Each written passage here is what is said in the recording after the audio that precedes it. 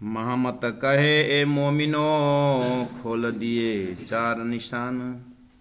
और अभी तीन कहता हूँ, ले बात न देखो दिलान। ले बात न देखो दिलान, सच्चिदानंद पार ब्रह्म की जय। बाब तीन निशान का, रू अल्लाह इमाम असराफिल। चारों निशान एक है और देखो कहे जो तीन, ईसा इमाम असराफिल। जिन खड़ा किया झंडा दिन, जिन खड़ा किया झंडा दिन। चारों निशान एक है, प्रणाम सुंदर साथ जी प्रणाम।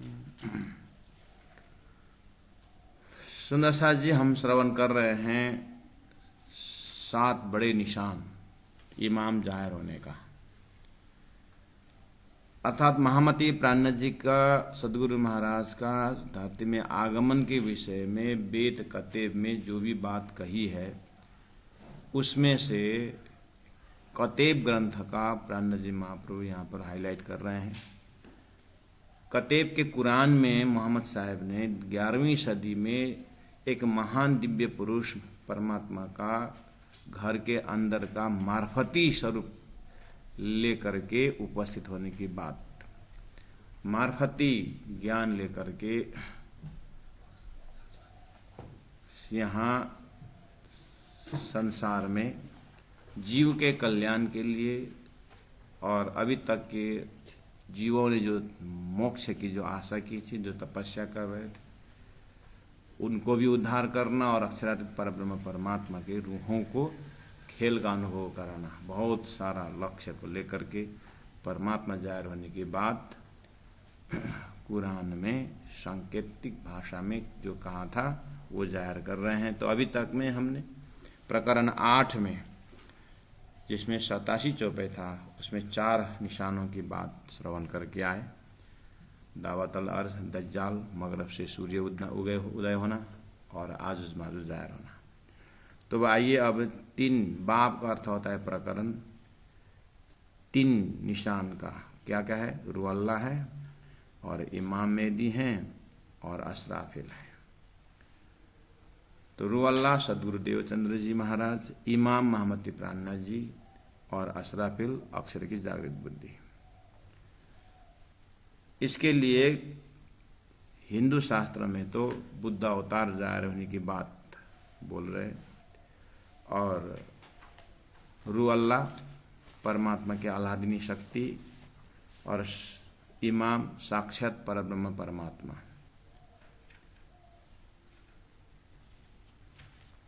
तो चारों निशान एक है। प्राणनाथ जी कनेक्शन कर रहे हैं प्रकरण 8 से प्रकरण 9 के लिए,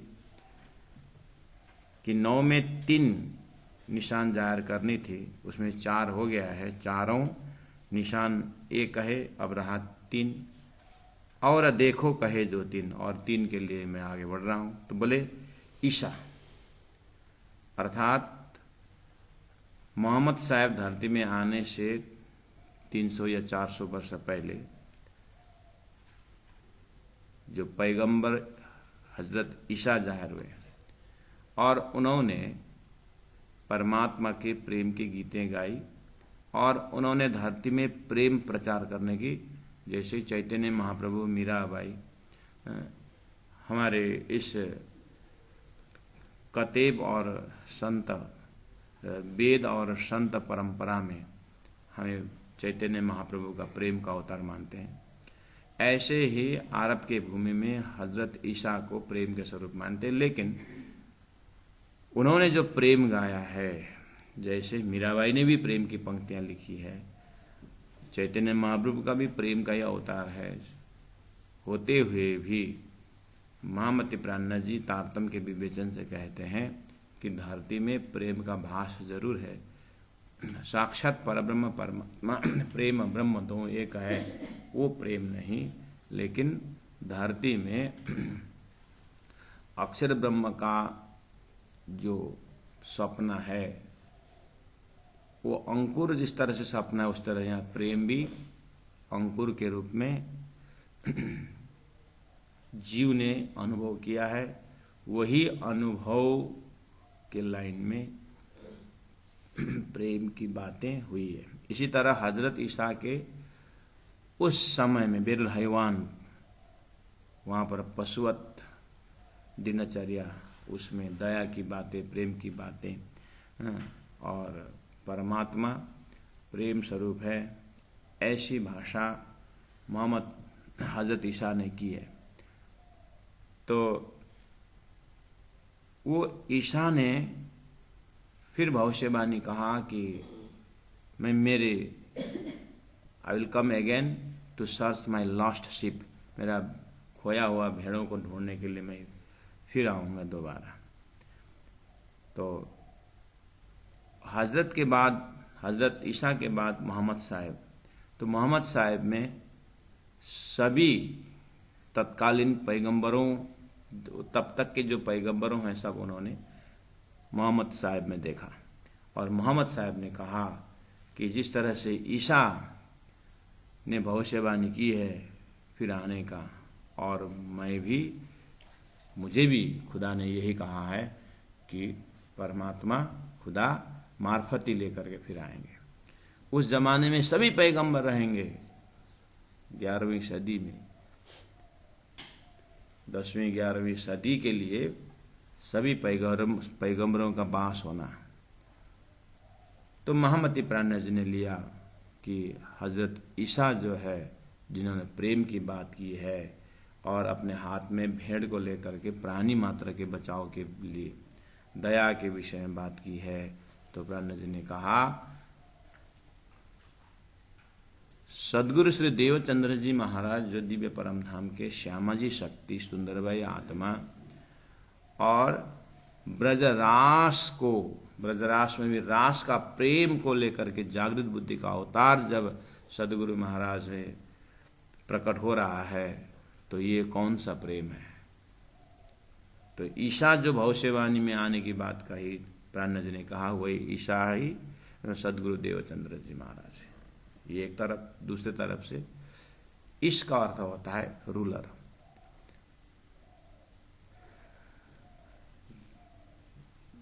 इस मीन्स टू रूल, ईसा मतलब रूलर। तो धरती में श्यामा जी शक्ति ही वास्तव में इसका सारा कार्य कारण महाकारण है। तो रूलर तो वैसे भी हो गए। रूलर करने मतलब जिसके कारण से धरती बनी हुई है, जिसके लिए यहाँ पर परमात्मा के अवतार, जब परमात्मा आने का भी महाकारण वही है। तो इस ध्येय से भी, इस शब्द से भी श्यामा जी शक्ति सदगुरु महाराज है। तो उन्होंने ईसा शब्द सदगुरु के लिए लिया, और इमाम शब्द जो है मोहम्मद साहब ने, इमाम जाहिर होने की बात तो स्पष्ट क्या रखी है, तो बोले कि मोहम्मदी प्राणनाथ जी के अंदर इमाम शक्ति अर्थात सिद्धराज जी महाराज। तो ईसा श्यामा जी शक्ति में आ गए सदगुरु महाराज, और राजी महाराज मोहम्मदी प्राणनाथ जी के स्वरूप में। तो राज श्यामा जी का अवतार यानी राज श्यामा जी का आगमन हुआ कि नहीं। तो मोहम्मद साहब ने जो निशान बताए कि खुदा ने मेरे को स्वयं आने की बात कही थी, तो प्राण जी ने कहा ठीक ही तो बोला मोहम्मद ने कि ईसा सदगुरु महाराज और इमाम मेहदी मोहम्मदी प्राणनाथ इंद्रावती आत्मा कहती है, यही दो स्वरूप धरती में जीवों के कल्याण के लिए उपस्थित हो चुके हैं। तो ईसा, इमाम और अशराफिल धरती में जागृत बुद्धि के अवतार, हर कलयुग में जागृत बुद्धि बुद्ध अवतार होते हैं। लेकिन 28वां कलयुग का जो बुद्ध अवतार है, ये बुद्ध अवतार तो ब्रह्मा विष्णु महेश को भी पार लगाने वाला है। तो ब्रह्मा विष्णु महेश को भी पार लगाने वाली बुद्धि जब संसार में आ रही है, तो कहां से आ रही है। तो आप हमें सब पता है कि असराफिल वही है, उनका लक्षण आगे प्राण जी बताएंगे ही। इसीलिए बस शब्द अभी पकड़ कर रखें सुंदर साथ जी कि 7 निशान में से 4 हो गया है, 3 के लिए ईसा और इमाम और असराफिल। ठीक है, आगे बोलते हैं। जिन्हें खड़ा किया झंडा दीना, ये 3 जना ने, ईसा सदगुरु महाराज ने, इमाम महमदी प्राणनाथ जी ने और अशराफिल जागृत बुद्धि ने झंडा खड़ा किया। दीन धर्म का झंडा इन्होंने ही फहराया।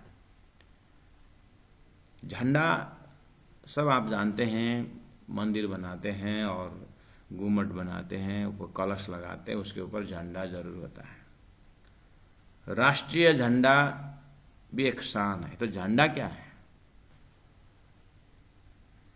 अध्यात्म में भी झंडा का बहुत बड़ा कीमत है।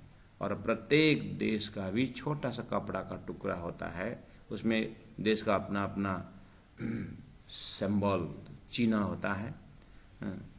भारत का अपना चिन्ह है, कलर है,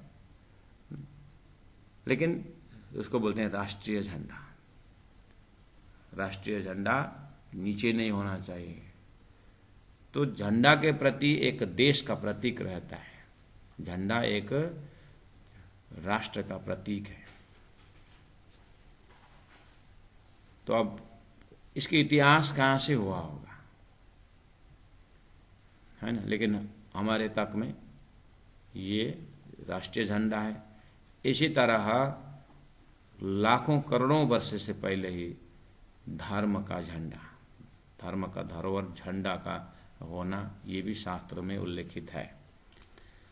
तो महमदी प्राणनाथ जी यहाँ पर सत्य का झंडा जिन तीन स्वरूप ने खड़ा किया, स्थापित की, झंडा दीन धर्म का झंडा उजागर किया।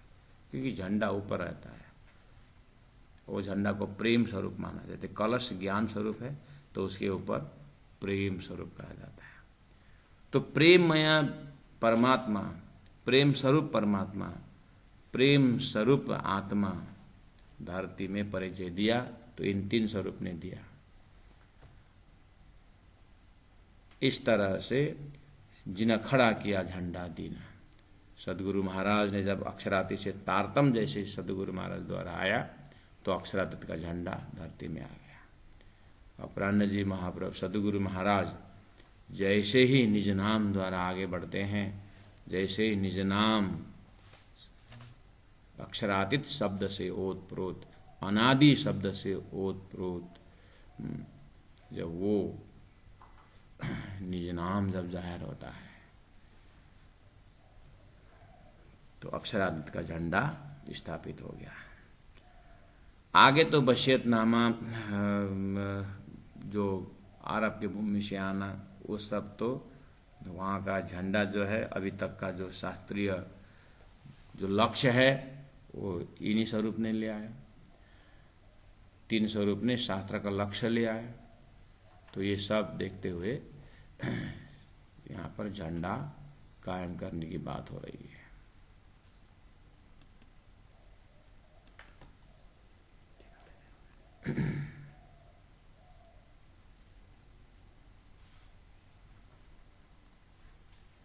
निशान लिखे दिन क़यामत, सो तो रखे हक हादी हाथ। ये 7 निशान जो इमाम जाहिर होने की बात थी, तो प्राणनाथ जी कह रहे हैं निशाना लिखे परब्रह्म परमात्मा ने मोहम्मद के माध्यम से निशाना लिखे क़यामत जाहिर होने का दिन, यानी अखंड ज्ञान धरती में आने के विषय में निशान, चिन्ह, लक्षण लिखा। वो किसने रखा? मोहम्मद के माध्यम से स्वयं परब्रह्म परमात्मा ने। सो तो रखे हक हादी हाथ, हक श्री राजी महाराज ने हादी स्वरूप श्यामा जी महारानी को जाहिर करने के लिए अपने हाथ में रखा। लक्षण बता दिया, लेकिन उसका अर्थ खोलने का जो हुकूमत है, वो उन्होंने अपने हाथ में रखा। अब या हादी खोले या हक्का इलम में, या तो हादी मोहम्मद साहब स्वयं खोल सकते हैं। क्योंकि उन्होंने कुछ संकेत, तो जो उन्होंने संकेत जब बताए तो मेरा कहने का मतलब ये है, बोल सकते हैं कुछ हद तक। अब वो तो नहीं रहे, उन्होंने भविष्य बोल दिया, और सोता हुआ कहाँ गया वो चीज़, और किसके सिर पर आया? या हादी खोले कैला में, या खोले सुन्नत जमात। अब मोहम्मद साहब भी भविष्य में आने वाले की बात है, तो अब कौन खोलेगा? तो मोहम्मद कहाँ होके आए? कलमा तारतम्य में आया, तो तारतम तो सदगुरु महाराज में आए, तो रूह अल्लाह कौन है? वही मोहम्मद ही रूह अल्लाह बन के आए, अर्थात श्याम जी सत्ता में बसरी स्वरूप भी आ गया। तो कहते हैं कि या हादी खोले हक इलम, हादी सदगुरु महाराज खोलेंगे हक इलम द्वारा। सदगुरु महाराज, हक इलम क्या है? तारतम ज्ञान।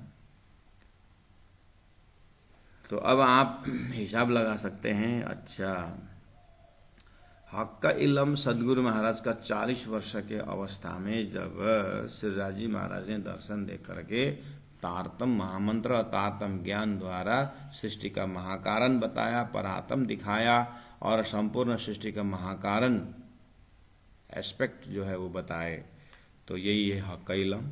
अब ये हक इलम द्वारा 7 निशान खोलना सदगुरु महाराज को आसान है। या तो हक हादी खोलेंगे, या खोले सुन्नत जमात, अर्थात गुण अंग इंद्रियों को निग्रह में रखने वाले, गुण अंग इंद्रियों को बस में रखने वाले जमात कौन हो सकता है?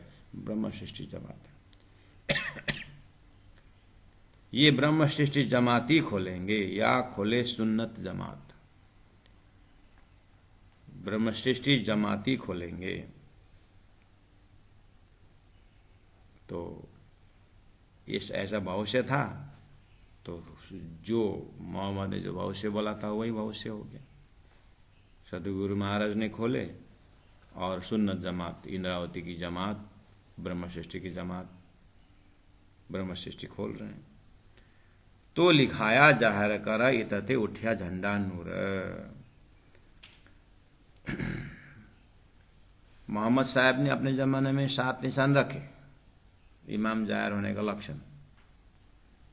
उसमें से अब जाहिर हो गए हैं बोलने के लिए, फिर उन्होंने ही 1000 साल बाद अपने ही कवर से, समाधि से आवाज निकाले, सबकत गया, बरकत गया, ईमान गया, कुरान गया। तो लिखाया जाहिर करा, इसी प्रसंग को बोल रहे हैं कि नूर झंडा जाहिर होने के लिए समय हो गया है, अर्थात परब्रह्म परमात्मा का आगमन हो चुका है, खुदा का आगमन हो चुका है। अब तुम्हारा अभी तक किया कर्म का फैसला होने का समय हो गया है। तो लिखाया जाहिर कर इतथे उठिया झंडा नूर। इतथे हमारे अरब के भूमि से कि नूर झंडा यहाँ से चला गया, यहाँ से धर्म का नूर, प्रकाश या धर्म का लीडरशिप का जो झंडा है यहाँ से चला गया है, खड़ा किया बीच हिंद में। और वो झंडा हिंदुस्तान में जाहिर हो चुका है। हुआ आसमान जिमी जहूर। ये जो नूर झंडा ने आसमान के देवी देवता से लेकर के जमीन के सभी मानव को मोक्ष कल्याण के लिए जहूर प्रकाश हो रहा है। खड़ा किया बीच हिंद में, हिंद की भूमि में, हिंदुस्तान की भूमि में जाहिर हो गया है करके बशियतनामा भी यही संकेत दे रहा है। तो कहने का मतलब हुआ कि प्यारे सुंदर साथ जी कि इस तरह से कि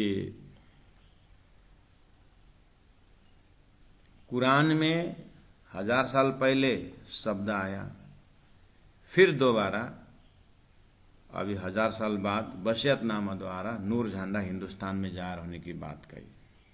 तो प्राज्ञ जी इस तरह से 7 निशान में ये गाव रहे हैं कि नूर झंडा जाहिर करने वाले कौन है? वही है रूह अल्लाह और इमाम और अस्राफिल। ये भी निशान के अंदर आ गए। तो 4 नंबर चौपाई में कहा निशान लिखे सो सब मिले। इस तरह से जो भी उन्होंने 1000 साल पहले मोहम्मद ने इमाम रूह अल्लाह जाहिर होने की बात जो निशान लिखे थे सो मिले। जैसा बताया तो वैसे हो गया, जो क्यामत के फुरमाए। ये निशान जाहिर होने का मतलब है कि क्यामत जाहिर होना है। क्यामत जाहिर होने का मतलब प्रलय जाहिर होने का। प्रलय जाहिर होने का मतलब संसार प्रलय होने के बाद इसकी मुक्ति कहाँ है, वो मुक्ति स्थान जाहिर होने का। संसार प्रलय होने के लिए क्या क्या चाहिए? परमात्मा का जो धाम है वो तो प्रलय में नहीं जाएगा। इसका मतलब जो उपजो सो तो रहे नहीं कोई, जितना उत्पन्न हुआ है तो उत्पन्न कहाँ से कहाँ तक उत्पन्न हुआ है, और उतना उत्पन्न क्यों किया, किसके लिए किया, ये सारी बात तारतम्य का विषय है। वही तारतम्य का विषय की व्याख्या ही नूरी झंडा स्थापित होना है। कहीं भी तारतम्य, सदगुरु देवचंद्र जी महाराज का ज्ञान लेकर के महामती प्राण जी जब प्रचार में सूरत पहुंचे तो सदगुरु महाराज मतलब प्राण जी महाप्रभु कहते हैं कि जाको मिले तारतम सोई करे प्रकाश, यही नूरी झंडा है। जो जो तारतम द्वारा जीव को अखंड परमात्मा का परिचय दे करके मुक्ति के लायक बना देते हैं या मुक्ति दिलाते हैं, ये सारा ज्ञान क्या है? नूरी झंडा ही तो है। तो कायम होने का विषय, अखंड होने का विषय क्या है कि तारतम का विषय है। तो निशान लिखे सो सबक मिले, जो क्यामत के फुरमाए, जिसमें क्यामत होने के बाद अखंड होने, तो अखंड ज्ञान होने वाला, अखंड होने वाला ज्ञान आ गया तारतम ज्ञान। तो प्राण बोलते यही तारतम ज्ञान ही क्यामत का समय, अर्थात अखंड होने का ज्ञान ही तारतम ज्ञान है, जिसके लिए 1000 साल पहले ही भविष्यवाणी कही गई थी। ताए नफा न देवे तोबा पिछली, जो अब्बल झंडे तले न आए। अब प्राण जी महाप्रभु कह रहे हैं कि ये नूरी झंडा, ये तारतम का झंडा ऐसा झंडा है, ये सबको मोक्ष प्रदान करने वाला है। सदगुरु देवचंद्र जी महाराज के जमाने में माहो माहे गट्ठानो रहा और केवल परमधाम से ब्रह्म सृष्टियों की ताकत भरते रहे। इसीलिए रूह अल्लाह के समय के पश्चात इमाम मेहदी महामती प्राण जी का समय आया तो महामती प्राण जी ने जड़ चेतन जीव ब्रह्मात्मा ईश्वरीय आत्मा सब के लिए जाहिर होने का, अखंड होने का ज्ञान, परमधाम का वर्णन, परमधाम का एक एक जो सत्य तथ्य है वो रख दिए। तो अब क्या हुआ? अब समय हो गया है, अब तो प्राण जी को पहचान करके मोक्ष के लिए तैयारी होनी है। प्राण जी ने अपने जमाने में 14 भवन अपने हिसाब से ढंडोरा पीटा और सिद्धांत रख दिया। चरण 6 तथा आव से सही पातल सात माटी बानी कही, संविधान आ गया धरती में। अब ये संविधान के हिसाब से देवता अवतार अभी तक के इवन नारायण भी अब परब्रह्म परमात्मा का आदेश स्वरूप तारतम्य ज्ञान आया है। अब यहाँ पर धरती में जो भी धर्म का संविधान बनना है वो 21 बात अक्षरातीत परब्रह्म परमात्मा को जानकारी देने वाला ये ज्ञान ही सर्वोपरि होगा और इसके अनुरूप ही चलना होगा। बस अब इसके अनुरूप जो नहीं चलता है उसका क्या दशा होगी? तो ताए नफा न देवे, तोबा, तोबा का अर्थ होता है प्रायश्चित करने पर भी फायदा नहीं होगा, पिछली बाद में। कहने का मतलब अभी महामती प्राण जी के समय में प्राण जी के स्वरूप को पहचान करके ओ प्रभु, बहुत से वक्ताओं ने कहे प्रमाण आपके आगमन हो गया है, आप परब्रह्म परमात्मा इमाम स्वरूप जाहिर हो गए और परब्रह्म परमात्मा स्वरूप से अक्षरादि जाहिर हो गए हैं। अब जब तक अज्ञान में हमने आपकी भी बात ठुकराई, बहुतों को बात ठुकराई, बहुत से वक्ताओं की बात ठुकराई, अब मुझे बहुत पश्चाताप हो रहा है, मैं प्रायश्चित करता हूँ आपके शरण में पहुँचकर। इतना बोलने पर उसका कल्याण हो गया। ये समय ने दिया हुआ मौका था। तत्कालीन सस्वरूप होते समय प्राण जी सस्वरूप थे, उस घड़ी के लिए बोल रहे ताए नफा न देवे तो पिछली, मतलब बाद में ये स्वरूप इमाम स्वरूप यह लीला पूरा करके जाने के बाद इतना आसान से प्रायश्चित करने पर तथास्तु बोल के कल्याण का मार्ग बंद हो जाएगा। इसलिए जो अव्वल झंडे तले ना आए, अव्वल झंडे, अभी मैंने झंडा स्थापित किया हूं, सूर्य के इस झंडे के तले जो नहीं आएगा और इस झंडे के तले जो नहीं आएगा उसको तो फिर बहुत प्रायश्चित करने के बाद ही अनुमति दी जाएगी। इस तरह से प्राणनाथ जी ने पहले आए पहले में, फर्स्ट कम फर्स्ट हेड, जो पहला आता है उसी को पहला सहयोग मिलने वाला है। ये तो धरती में भी रूल है। इसीलिए ताए नफा फायदा न देवे तोबा पिछली, प्रायश्चित करने पर भी, पश्चाताप करने पर भी फायदा नहीं होने वाला है। तो क्या किया जाए? तब तो देखो कर्म भोगना भी पड़ेगा, ज्ञान भी उपस्थित करना पड़ेगा, और तारतम्य ज्ञान द्वारा, ज्ञान तो ज्ञान, कौन सा ज्ञान? तारतम्य ज्ञान में आना पड़ेगा, और इसको आद्योपांत जान करके अपने कर्म को सुधारना पड़ेगा, कर्म कंसेप्ट जानना पड़ेगा, बहुत समय देना पड़ेगा बात के लिए। लेकिन अभी प्राणनाथ जी बोले अभी मेरे जमाने में जब आओगे तो क्या होगा कि प्रायश्चित करने पर तुम पवित्र हो जाओगे। तो सुंदर साथ जी ये जो स्टेटमेंट समझ गए ना आप, ताए नफा न देवे तोबा पिछली।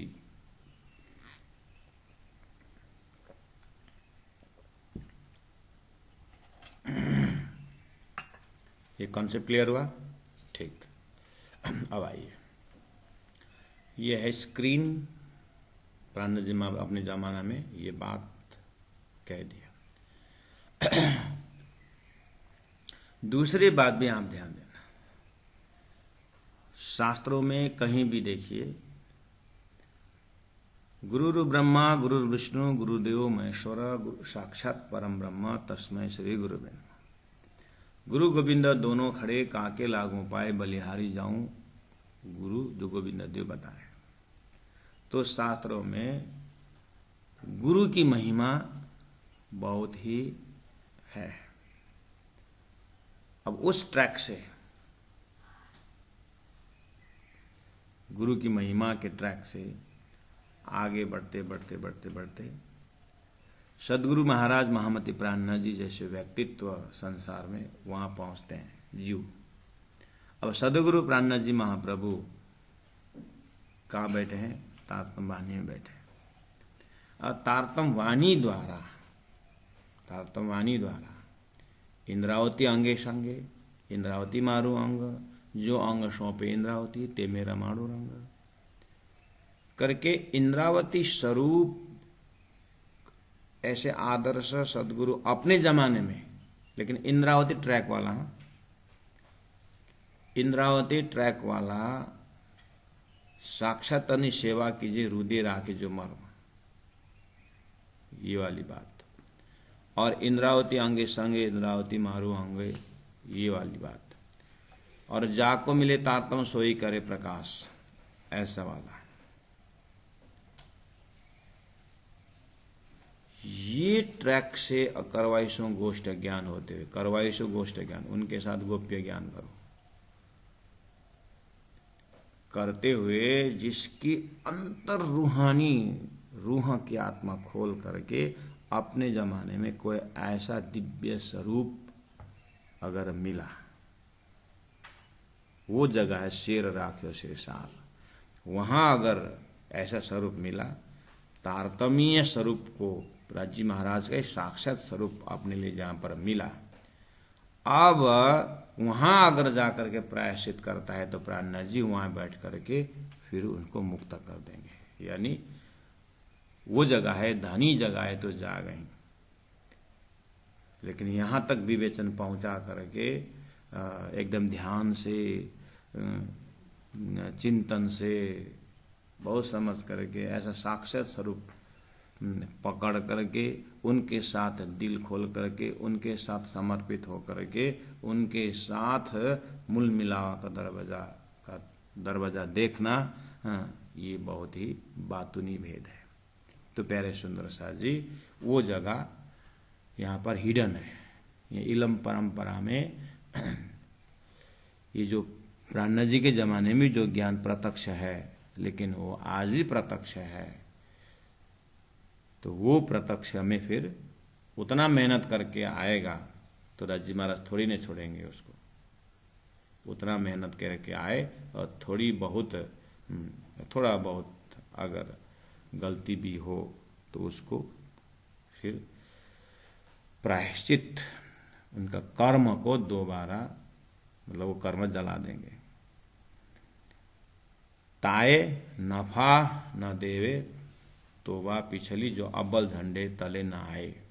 प्राणनाथ जी का जमाना पूरा हो करके अब अपने जमाने में लेकर के इतना मोक्ष का रास्ता, बातूनी रास्ता रखने पर भी अगर कोई सचेत होकर के श्री राज जी महाराज को साक्षात्कार करना अगर नहीं चाहता, फिर तो उसको तौबा का दरवाजा बंद तो होगा।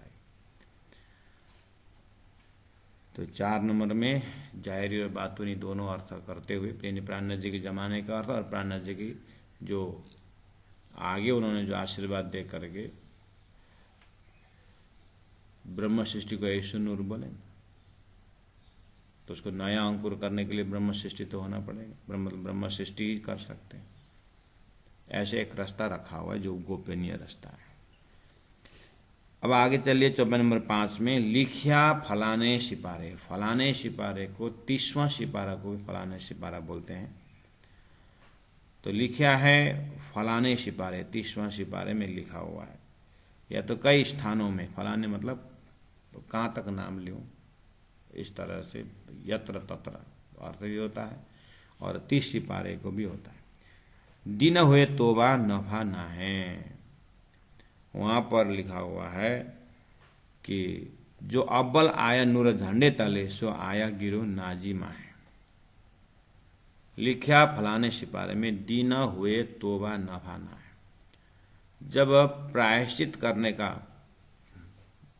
पश्चाताप करते हुए, प्रायश्चित करते हुए आने का रास्ता जब बंद हो जाता है, दिन हुए तोबा नफा ना है।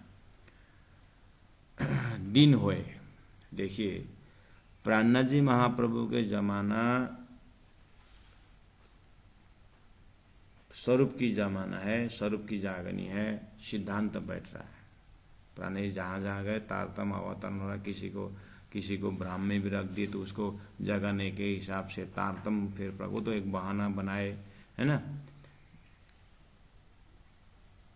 परमात्मा ही उस पर्दा बनाते हुए उसको भुलाते हुए, जैसे लक्ष्मीदास पर हंसी, ऐसे ऐसे वितक में कितने पात्र ब्रह्म सृष्टि को रहनी जो है। तो स्वयं औरंगजेब बादशाह को भुला करके, अर्थात स्वयं औरंगजेब बादशाह के अंदर शाकुमार को रख करके धरती में संविधान दिए कि दिए नहीं दिए, संविधान दिए ना। और तारतम जैसे पूरा हो जाता है तो कहते हैं दिन हुए। अब पूरा दिन के सूर्य के भांति तारतम आ गया है। अब दिन हुए, अब तोबा नफा ना। अब कोई ऐसा स्वरूप को, यानी प्राणनाथ जी महाप्रभु स्वरूप को, वो तो स्वरूप ये रख करके तो चले गए। तो प्राणनाथ जी महाप्रभु का स्वरूप जाने का मतलब है कि अब प्रायश्चित, मेरी गलती हो गई, माफी दीजिए करके ये वाला रास्ता बंद हो जाए। दिन हुए तोबा नफा ना है। दिन होने के बाद, अर्थात वाणी पूरी होने के बाद, ये मार्फत अंतिम ग्रंथ है ना। तो अब अभी भी मौका है, कहने का मतलब प्राणनाथ जी बोला अभी भी नफा है, अभी भी फायदा है। लेकिन दिन हुए मेरा स्वरूप अंतर्ध्यान होना और तारतम का जो दिव्य ज्ञान बाहर आना, अब ये दिन चालू हो गया है।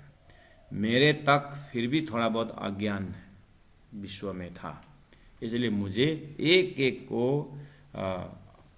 एक अज्ञान को, छोटी छोटी बातों को भी उजागर करनी थी। इसलिए मैं अंधेरा को अंधेरा हटाते गया अब पूरा दिन हो गया है, अब कोई शंका नहीं है। और तारतम के अंदर वेद कतेब अब कुछ भी बाकी नहीं है परम धाम जाया होने में। तो दिन हुए, अब तोबा ना फना है, अब भी नहीं, तब अब ऐसा स्वरूप ही नहीं है। अब तुमको कौन तथास्तु बोल देगा? अब तो तुमको वाणी द्वारा आईना देखते हुए अपना परिचय करते हुए आना पड़ेगा। ठीक है, ठीक है ना? बस ये इसी को, अब जो अव्वल आया नूर झंडे तले, जो शुरू में ही प्राण जी के झंडे तले आया, सो आया गिरो नाजी माए, वो नाजी गिरो रहेगा, अर्थात वो नाजी जमात रहेगा। अव्वल झंडा तले आए, अर्थात प्राण जी के समान जमाने में, सदगुरु के जमाने में जो आकर के परमधाम की बातें जब हुई, जो भी किए उन्होंने, वो नाजी फिरका में आए। वो एक नंबर खासल खास सुंदर साथ है। तो अच्छा, अब लक्षण क्या दिखा रहा है सुंदर सा जी इसमें?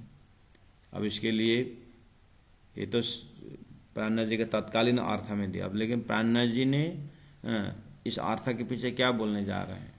तो बोले कि जो अव्वल आया नूर झंडे तले, संसार में 3 सृष्टि है। तारतम वाणी तो साक्षात महामति प्राण स्वरूप है। अब प्राण जी महाप्रभु वाणी में बैठे हैं। अब ये तारतम द्वारा जो जल्दी जल्दी अव्वल आया नूर झंडे तले, जो इस तारतम की गहराई में आता है, सो आया गिरो नाजी माहे, अर्थात वो ब्रह्म सृष्टि ही तारतम वाणी का अच्छा न्याय करते हुए उतना ही समर्पण भाव से ब्रह्म सृष्टि भविष्य तक महाप्रलय तक आते रहेंगे। कल सृष्टि होना है, आज तक कल सृष्टि उठना है, आज तक ब्रह्म सृष्टि खेल देखने के लिए फ्रैक्शन ऑफ सेकेंड में भी खेल देखेंगे।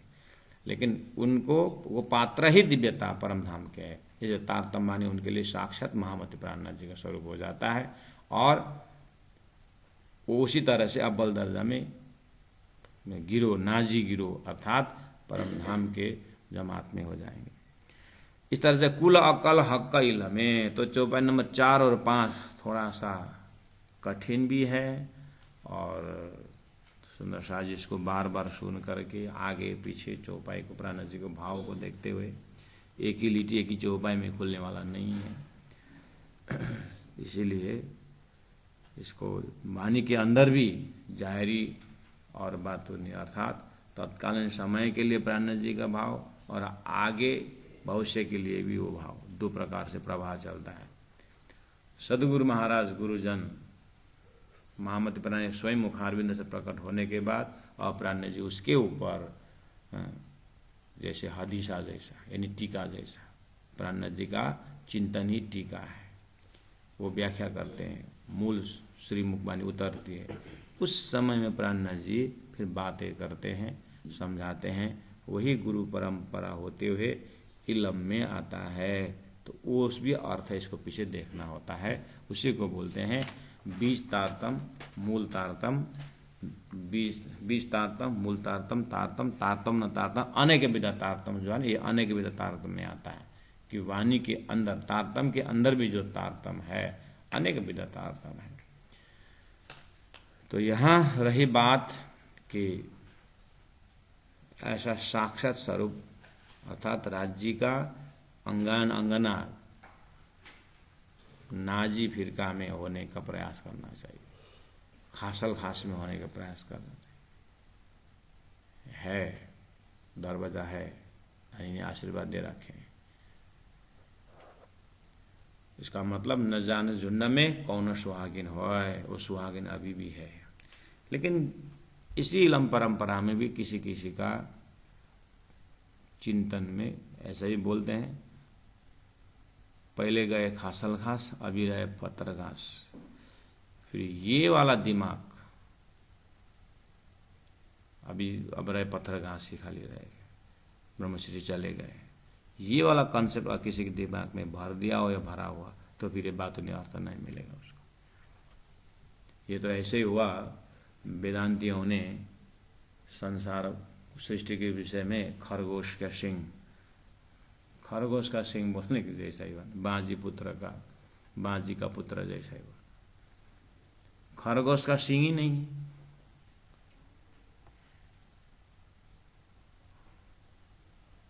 बाजी का पुत्र ही नहीं है तो संसार क्या है, पूरे ठुकराएगा। जब अब पहले गए खासाल खास अभी पत्थर घास रहा है, जीव सृष्टि है, तो फिर इतना मेहनत करने का क्या जरूरत है। जब उनके सृष्टि, उनके दिमाग में ब्रह्म सृष्टि ही चले गए, ब्रह्म सृष्टि है ही नहीं एक भी,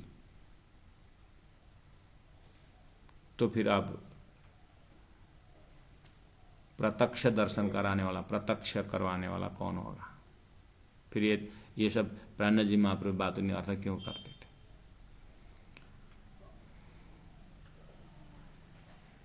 परम धाम से 12,000, पहला लगता परम धाम से 12,000, हजारों लाखों सुंदर साथ हैं, 12,000 की बात करते हैं। वो तो ऐसे ही है, परम धाम के हिसाब में 9 10वीं चांदनी है ना रंगमहल। आज तो यहाँ 125 मंजिल घर बना है लोगों ने, तो 125 मंजिल के सामने 10 बम क्या है। संसार भी 50 करोड़ योजन लंबा चौड़ा है, परम धाम की भी शुरुआत 50 करोड़ योजन लंबा चौड़ा है, तो बराबर ही तो है।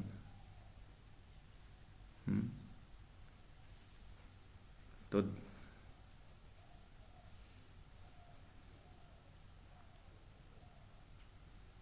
इसीलिए सदगुरु प्राण जी महाप्रभु ने जो बात परमधाम ब्रह्मात्माओं की जो बात की है,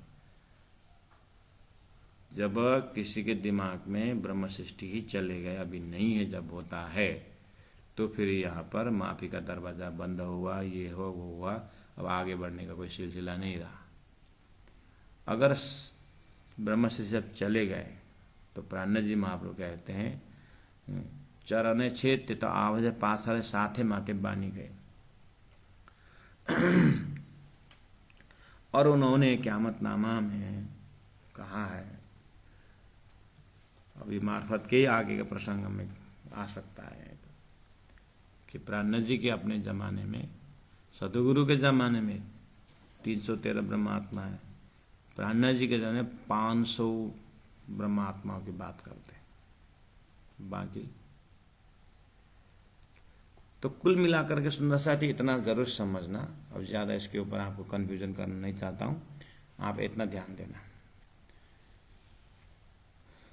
मूल मिलावे के टाइम टेबल से 4:30 का 4:30 ही है, सोई घड़ी सोई पल है।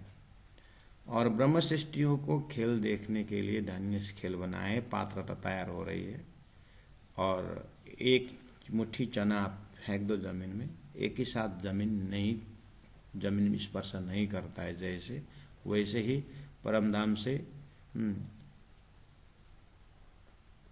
से ब्रह्मात्मा को सूरता खेल में आ गई है, लेकिन सूरता ने जो खेल देखने का जो उत्तम जीव पात्र जो है नहीं मिले।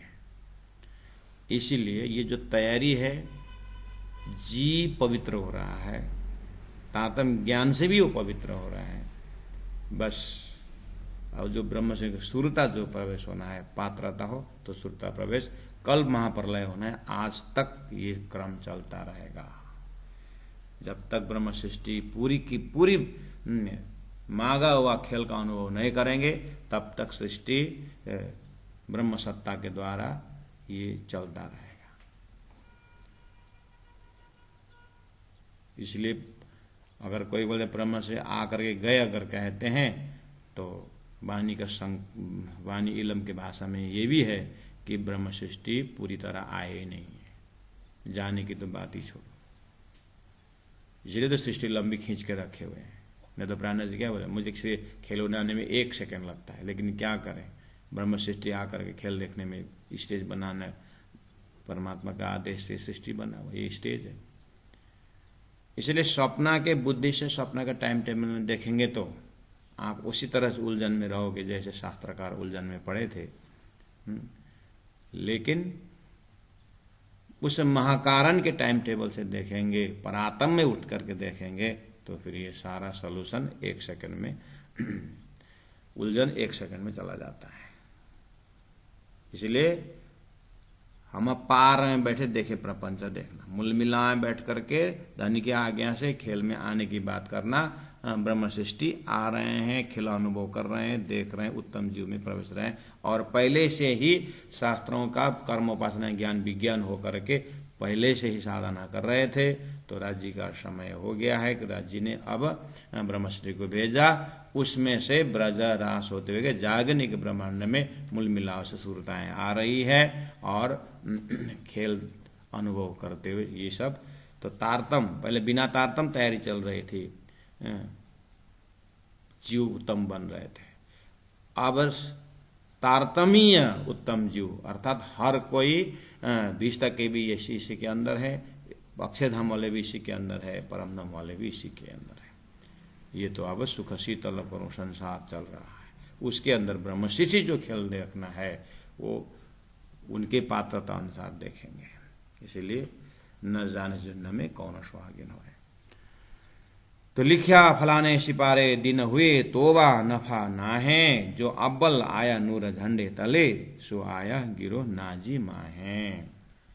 ठीक है, अब ये कॉन्सेप्ट देख करके अब जो तारतम, अब संविधान आया, संविधान के पहला संविधान सुन करके ही जो फटाफट आता है वो सुन्नत जमात, अब वो उत्तम जीव भी हो सकता है, या उत्तम जीव होने के बाद फटाफट अक्षर ईश्वरीय सृष्टि का भी प्रवेश हो सकता है, और वो पात्र देख करके ब्रह्म सृष्टि भी 1 सेकंड में। राजी महाराज तो देख रहे हैं कि सुरता यहाँ पर खेल का अनुभव करने के लिए आ रहे हैं। तो अब नाजी की जमात में आने के लिए संकेत हो रहा है, ब्रह्म सृष्टि की जमात। कुल अक्कल हक इलमे हुए पैदा बका हक दीना, इन इलमे जहाना जुलमती करी हिदायत रोशन। चौपाई नंबर 6 में सुंदर साथ तो चौपाई नंबर 6 में कहा कुल अक्कल। कुल अक्कल मतलब टोटल बुद्धि, कुल टोटल बुद्धि मतलब जागृत बुद्धि।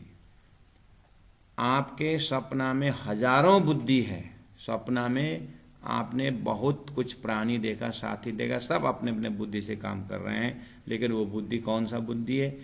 आपके मन में जो बुद्धि है, मन के अंदर जो बुद्धि है वही सपना में जाकर के बहुत हो गया है। तो उस सपना के आपके बुद्धि के कुल बुद्धि कौन है, मूल बुद्धि कौन है? जो आप सपना देखने वाला वृत्ति है।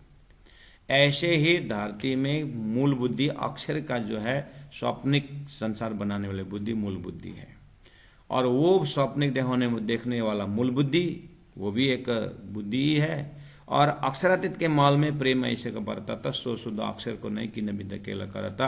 अक्षरातीत के प्रेम है, अक्षरातीत के जो प्रेममय आनंद अनुभव करना के लिए चाहने वाली, विवेचन करने वाली बुद्धि भी मूल बुद्धि है। वो बुद्धि है जागृत बुद्धि।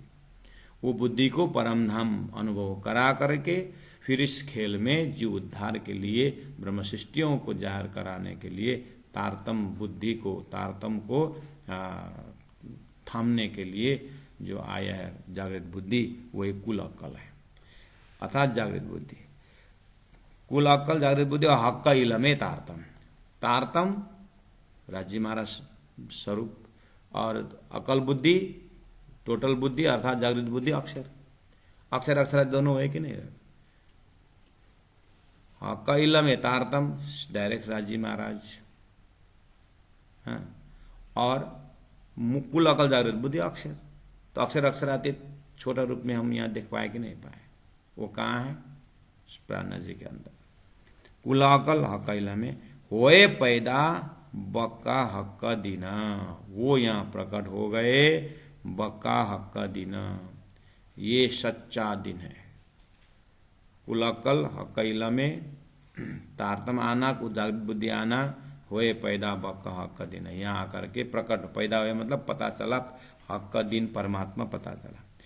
इन इलमे जहाना जुलमती कर हिदायत रोशन। इन इलमे यो तारतम ज्ञान द्वारा जुलमती, जुलमत अज्ञान से उत्पन्न, निद्रा से उत्पन्न जहान सृष्टि, जीव सृष्टि को कर हिदायत रोशन, उपदेश दे दे करके, हिदायत दे करके, रोशन जगा करके, उनको सृष्टि को महाकारण बता करके तारतम्य ज्ञान द्वारा अभीष्ट का आनंद, अखंड मुक्ति का आनंद देने वाला प्रोग्राम भी चल रहा है।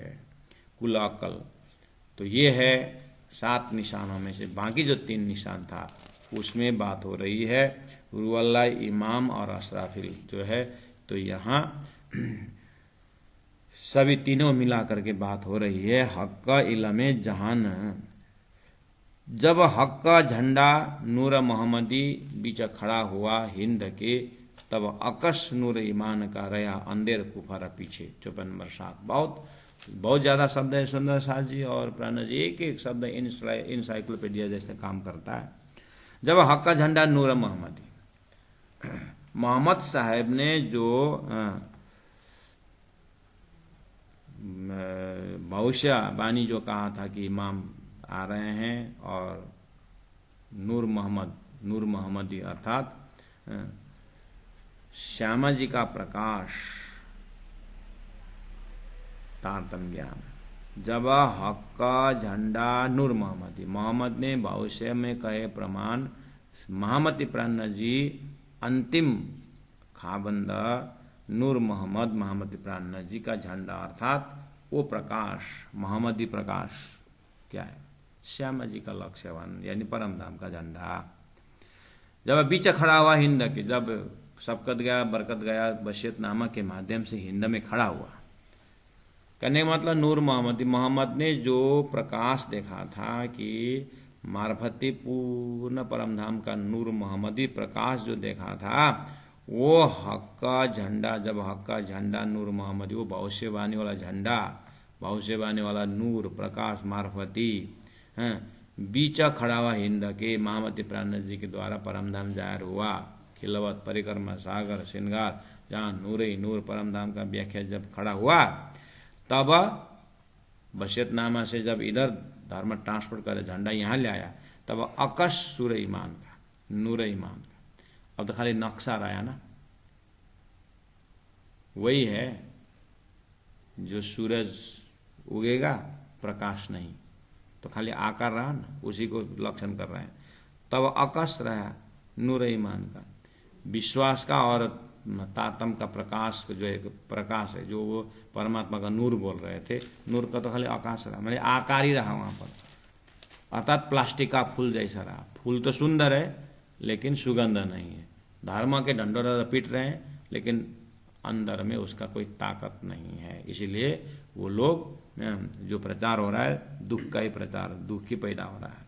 तब आकाश नूर ईमान का रहा अंधेर कुफर पीछे, अब उसके पीछे लगने से सारा कुफर ही तो फैला। अभी वही तो हो रहा है। प्राण जी बोल रहे हैं तत्कालीन समय में चिल्लाए, अभी भी चिल्ला रहे हैं, क्या बोले? तो भी ना बिचारे दिल मजाजी, इतना चमत्कार हो रहा है फिर भी न बिचारे दिल मजाजी। ये झूठे दिल वाले, नाशवंत दिल वाले, मजाजी दिल वाले तो भी विचार नहीं करते। जो सख्त लिख्यासों खाए, कठोर कसम खा करके लिखा हुआ है कि हमारे यहाँ से नूरी झंडा चली गई है, हिंदुस्तान में गया है, तो हिंदुस्तान सनंदा मार्फत इन ग्रंथों में होकर के परमधाम जाहिर हो चुका है। खिलवत परिक्रमा से परमधाम जाहिर हो गया है। हक का हादी उठाया वह झंडा, हक का परमात्मा ने, हादी मोहम्मद साहब ने, गुरु ने उठाया वह झंडा अरब से, जिने रात के अमल चलाए।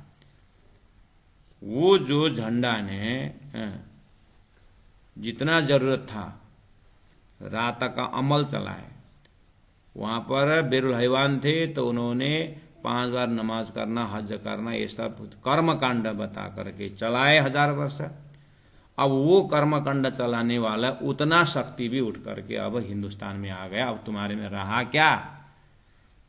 इस तरह से प्राण जी पूछ रहे हैं। सुंदर साथ जी, हम बार बार यही हाईलाइट कर रहे हैं कि सुंदर साथ ये मार्फत क्यामत ये सब ग्रंथों में क्या है? बाहर सुनते हैं कि सब अरबी फारसी कर मुसलमान धर्म है करके बोलते हैं, और प्रचारक भी वहां तक पहुंचते नहीं है, बस किरंतन चला करके प्रचारक हो ही जाते हैं, और तीर्थ में भी वहां से निकाल प्रचारक बन गए। और प्राण जी को सांगो पांगो परिचय न होने से अब उनको भी गंगा गए गंगादास, जमुना गए जमुनादास, अंदर में प्राण जी का चेतना देखे नहीं है। तो वो भी अब प्राणनाथ जी की निंदा करने वाले हो गए, शब्दों को देख करके, प्रसंग को देख करके। आप तो सुंदर साथ बच्चीखन सूरवीर हो, आप तो समझो कि प्राणनाथ जी ने ऐसे भाषा प्रसंग कथा ला करके अपने में अक्षरातीत जाहिर होकर के अपने आप को पूर्णमदः पूर्णमिदं पूर्णात् पूर्णमुदच्यते पूर्णस्य पूर्णमादाय पूर्णमेवावशिष्यते, प्राणनाथ जी का स्वरूप वेद कतेब का सांगोपांगो स्वरूप है, अक्षरातीत है, राजी महाराज हैं। इतना तो क्लियर होके बैठिएगा, भले आप प्रचार मत करो, लेकिन कोई इस तरह से फॉरेन पार्टिकल आपके दिमाग में डाल रहा हो तो आप उसके लिए ज्ञान द्वारा कवच पैदा करिए। प्राणनाथ जी के अक्षरातीत होने में, राजी महाराज स्वरूप होने में शंका उत्पन्न कोई करा दे, उनको एक आंख मत बनाओ प्राणनाथ जी को। सूर्य के लिए कोई छोटा बड़ा नहीं है, प्राणनाथ जी अक्षरातीत के लिए कोई कतेब वेद कतेब नहीं है। प्राणनाथ जी के दोनों साक्षी है और दोनों से ऊपर महामती प्राणनाथ जी। इस अर्थ में आप जब तक श्वास रहेगा तब तक प्राणनाथ जी इस अर्थ में बोलिएगा। और नीचे जो जीव सृष्टि क्या क्या करके चिल्लाएंगे चिल्लाने दीजिए, आप ब्रह्म सृष्टि के दर्जा से प्राणनाथ जी को पहचान करते रहिएगा। इसका मेन मकसद यही है कि देखिए कैसे प्राणनाथ जी कर रहे हैं। तो भी न विचारे दिल मजाजी, जो सख्त लिखा सो खाए, कसम खाकर लिखा हुआ है कि हक का हाथी उठाया हुआ झंडा, अरब के भूमि से वो धर्म का झंडा उठा करके मेरे अंदर सनंद ग्रंथ में ले आए, मेरे अंदर मार्फत के मेरे अंदर खुलासा का झंडा में ले आए, मेरे अंदर खिलवत परिक्रमा सागर श्रृंगार अक्षरातीत में ले आए। लेकिन ये लोग समझते नहीं है, तभी नहीं समझते थे, आज भी नहीं समझ रहे। सुंदर साधु समझ रहे हैं, प्रचारक नहीं समझ रहे हैं। तो भी न विचारे दिल मजाजी, हक हाथी उठाया वह झंडा, जिन्हें रात का अमल चलाए, जितना जरूरत था उतना चलाए, अब वो भी उठा करके अब ले आए। अब तो मार्फत यानी अब तो तारतम का संविधान चलेगा। अब तारतम का कर्मकांड चलेगा। वो क्या है तारतम का कर्मकांड? विज्ञान दर्जा का शरीयत तरीकत हकीकत मार्फत वही चलेगा। विज्ञान दर्जा का मार्फत कहने का मतलब तारतम का कर्मकांड मतलब मिश्री, बिना तारतम का कर्मकांड गन्ना का रस, तारतम का कर्मकांड मतलब मिश्री।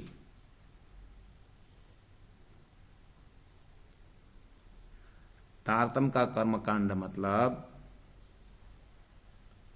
आप सपना जब तक देखते रहोगे वो शास्त्र का कर्मकांड है। जैसे आप जग जाओगे तो आपको पलंग भी दिखाई देगा, वो भी सब कुछ दिखाई देगा ना। ये है तारतम का कर्मकांड। क्या है समझ, कितना समझ में आ रहा? जब तक सपना देखोगे शास्त्र का कर्मकांड, जगने के बाद आपको सब कुछ दिखाई देता है ना, वो है तारतम का कर्मकांड। क्या? रसोई का चौक दिखाई देता है, भोग लगाने जाओ, वहां पर आरती करो, पद्मावती धाम में प्राणनाथ जी को क्या क्या किया, सब कर्मकांड ही है ना। बोलो ना कर्मकांड। वो लीला है, वो कर्मकांड नहीं है। वो सब लीला में आ गया, यानी लक्ष्य तय हो गया, प्रेम स्वरूप मिल गया। अब प्रेम स्वरूप मिल गया क्या? ओ कितना अच्छा लड़का, कितना अच्छा बच्चा करके हाथ बांधोगे? नहीं, अब तो उछलोगे, मद चढ़े हो महामती भाई, देखो ये मस्ताई धाम श्याम श्याम जी साथ नख शिखर भराई। अब तो दिव्य परम धाम में रसोई का चौक मूल मिलावा, ओहो चांदनी चौक से लेकर के राज्य को भोग लगा, राज्य से उठना, उसी का लक्षण यहाँ पर मोमिन होने। अब हमें सेवा पूजा दिए, ध्यान दिए, चिंतन दिए, सुंदर साथ की सेवा दिए, सब लीला है, सब लीला है। बस लक्ष्य तय, यही तारतम का विशेषता है प्यारे सुंदर साथ जी। तो वह झंडा जो जाहिरी, वह झंडा जो जाहिरी, 54 नंबर 10 खत्म कर ही लेंगे। वह झंडा जो जाहिरी, अभी तक वो जो अरब के भूमि में बशतनामा के पहले जो झंडा था वो जाहिरी था, सो भी हक हादी बिना कौन उठाए। राजी महाराज बिना उसको उठा के यहाँ पर लेने आना कि किसकी ताकत है, तो प्रहलाद जी ने ले आए। जिन जैसी नियत तिन तैसी दही पहुंचाए। वहां जितना जरूरत था उतना, जब तक जरूरत हो उतना रखे, उसके बाद अब उतना भी वो लोग उठा नहीं पाते हैं, क्योंकि वो अब मोहम्मद ने एक प्रकार से उन लोगों को धिकारा हुआ समय है, इसलिए उनका नियत, उनका भाग्य वैसा है। तो अब वो झंडा हिंदुस्तान में आ गया, महामती प्राणनाथ जी में आ गया तारतम का। अब जिन जैसी नियत तिन तैसी दही पहुंचाए। अब ये भी यहाँ आने के बाद भी, हिंदुस्तान में आने के बाद भी कोई साकरवादी है, कोई साकरवादी नियत वाले, कोई निराकारवादी नियत वाले हैं, वो भी मोहम्मद का भविष्यवाणी नहीं है। उनके लिए भी मोहम्मद भविष्यवाणी का नहीं। उनको तो मैंने खुदा से बात करके 90,000 हरफ सुना है, तो 18,000 वाणी तो में ले आना पड़ेगा ना उनको भी। जब 90,000 सुना, उसमें से 30,000 मार्फत है, तो वहीं जो बाकी रहा वहीं ले आना पड़ेगा ना। इसीलिए नियत जैसा कहने मतलब अक्षरातीत का जो चिंतन करने वाले महामती प्राणनाथ जी के स्वरूप में ही वो झंडा आ गया, ऐसा प्रमाण है। जिन जैसी नियत तिन तैसी दही पहुंचाए। जहां जरूरत था वहां ले आया मोहम्मद साहब ने। कहां ले आया? महामती प्राणनाथ जी ने ले आया। और है ये उसी के लिए आए थे। इसीलिए बसर के हक की एक ही सूर्य का प्रकाश है। राजी महाराज के आदेश से एक साक्षी लेके आया, एक माल तारतम मंत्र और तारतम का लक्ष्य लेके आए, और महामती प्राणनाथ जी स्वरूप ने उसी लक्ष्य को और उजागर करके तारतम वाणी में श्री राजी महाराज ने महामती प्राणनाथ जी के थ्रू माध्यम से रख दिए। इस तरह सुंदर शाह जी निशंक होकर के, हृदय साफ रह करके बिल्कुल राजी महाराज मूल मिला में बने रहिएगा सुंदर शाह। अब धीरे धीरे ये ऑनलाइन के हिसाब से जा रहे हैं। आप लोग परमानेंट श्रोता है हमारा, होप सो। तो जब मार्फत सागर के धीरे धीरे जब जाएंगे, अभी आप इसी ट्रैक से आप तो पढ़ ही रहे हो, ये ट्रैक पढ़ना, उसके बाद अपने स्वाध्याय में ये ट्रैक सुनना, फिर उसी थीम में फिर जाकर इसी लेक्चर का लास्ट पोर्शन, यानी इसी भाव से लक्ष्य कहाँ करें तो आपको स्वयं खिलवत, परिक्रम, सागर, श्रृंगार, कलश ग्रंथ, अन्य ग्रंथों से, अन्य चौपाई से आपको परमधामी होता रहेगा। यानी इससे आपका हृदय निशंक होता जाएगा, प्राणनाथ जी के प्रसाद मिलता जाएगा, और प्राणनाथ जी के अन्य चौपाई से आपको परमधाम जाहिर भी होता जाएगा। इसलिए बस खाली लेक्चर को वेट करना नहीं है, आप अपना स्वाध्याय वाणी पढ़िए, बार बार पढ़िए। ये तो अब समय आ रहा है, इसलिए इसको एक एक घंटा हम रखते जा रहे हैं, लेकिन आप इसके भरोसा इसी में रहना नहीं। आप 1 घंटा यहाँ सुन रहे हैं तो आप 5 घंटा, 6 घंटा, 10 घंटा आप राज्य की वाणी के चौपाई पढ़ते रहिएगा, परमधाम ध्यान करते, चिंतन करते रहिएगा। आप इसके साथ जाओ तो देरी हो जाओगे। इसलिए 1 घंटा यहाँ सुनो, 6 घंटा अपने आप ध्यान करो, अन्य तालीम, अन्य चौपाइयों के माध्यम से। तो समझ में नहीं आता वो जो है तो पीछे तो भी आता रहेंगे ऐसा। बोलो श्री प्राणनाथ प्यारे की जय। वह झंडा जो जाहिरी, सो भी हक हादी बिना कौन उठाए। जिन जैसी नियत तिन तैसी दई पहुँचाए, तिन तैसी दई पहुँचाए, तिन तैसी दई पहुँचाए। बोलो श्री प्राणनाथ प्यारे की जय, सदगुरु महाराज की जय, तीनों पुरी धाम की जय।